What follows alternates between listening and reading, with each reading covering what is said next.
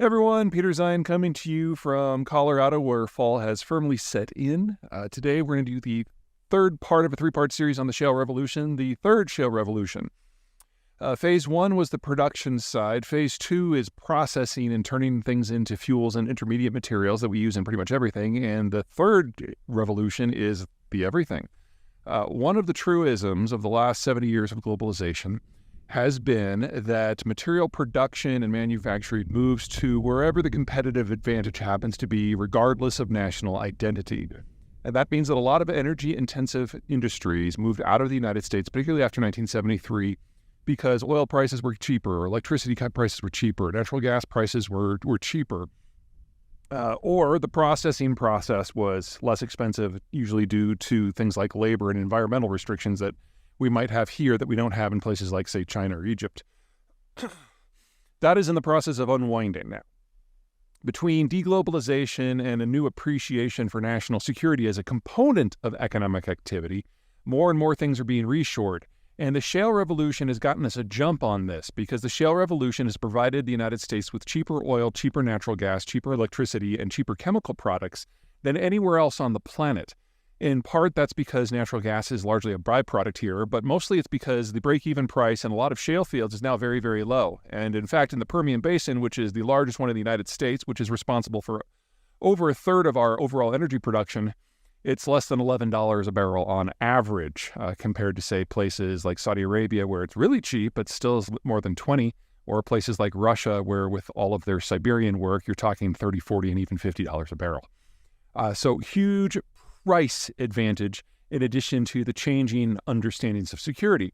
And what that means is the United States already, this isn't something that's in the future, already is the lowest cost, highest quality, lowest pollution index producer of every one of the intermediate industrial materials that can come from energy products. And what we're seeing now in this third phase of the shale revolution is those are being turned into manufactured goods. And it's really difficult to find a manufacturing subsector where this is not a game changer. Let me just hit a few of the highlights. First of all, agriculture. Natural gas is turned into nitrogen-based fertilizers, so where the U.S. is now the world's largest producer. And we're seeing more and more of that value-add chain come back. Even when the United States became the largest producer of natural gas and ethane, we were still shipping the intermediate products abroad, primarily to places like the Middle East or China, for processing to finished fertilizer. That is changing day by day. For those of you who think we should go organic, oh God, you are so bad at math. Organic fertilizers require multiple applications over the course of the year, which requires a lot more carbon input. In addition, they require about an order of magnitude more energy to produce in the first place.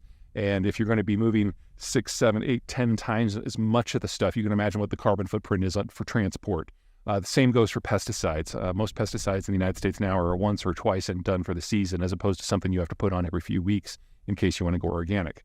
Another industry that's seeing a lightning change is wiring, which I know doesn't sound very sexy until you realize, just go through your life and look at everything that uses electricity. That includes your car, even if it's not an electric car.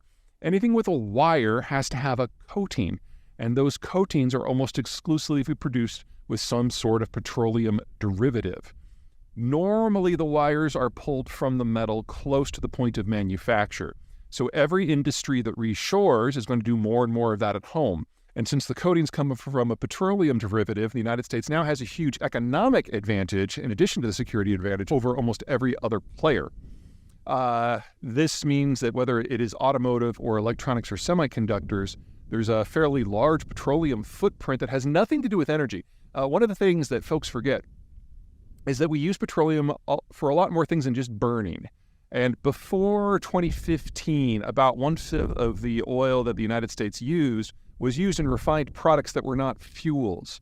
As we double the size of the industrial plant over the next several years, that number is probably going to at least double, especially if we continue down this path of ever more fuel-efficient vehicles. More and more of the petroleum we use will be used for things where it's not burned, which means that the carbon footprint is an order of magnitude less than it is for, say, gasoline. Okay, what's another one? Textiles. Not everything is cotton anymore. Any type of synthetic fabric, like, what I'm wearing right here, that is 100% a natural gas and petroleum derivative. And as such, that is the frontier in low carbon clothes making, because you don't have to grow this. It's just a byproduct of a natural, well, not a natural, but of an industrial process where very little is actually emitted. Polymers are all like that. Let's see, what else? Semiconductors. I mean, obviously the silicon is important, and obviously you need doping materials, but those doping materials, as a rule, involve a lot of petroleum materials, and there's wiring throughout the entire process. In fact, it's difficult to find a manufacturing sector where a petroleum derivative is not one of the top 3 or 4 components in it. That's true for automotive. That's true for aerospace. That's true for white goods. That's true for heavy equipment. And now that all of these materials are already being produced here, it's really easing the pace at which the United States is reshoring industry from the rest of the world. So we have seen industrial construction spending in the United States expand by roughly a factor of 8 since just 5 years ago, and it's almost tripled in just the last 18 months. This is a good start. We need to do a lot more because we need to expand what we've done in these last 5 years by at least a factor of 4 and hold it there for at least another 5 years.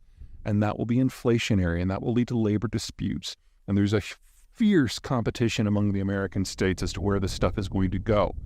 But the fact that the shale revolution has given us cheap power and cheap materials to do it at whatever scale we want, from a certain point of view, a lot of the hard stuff is already done. Everything else is a known quantity. Anyone else who wants to do this ultimately is going to have to import those materials. And there are only 3 real sources for them at scale: China, the Persian Gulf, and here.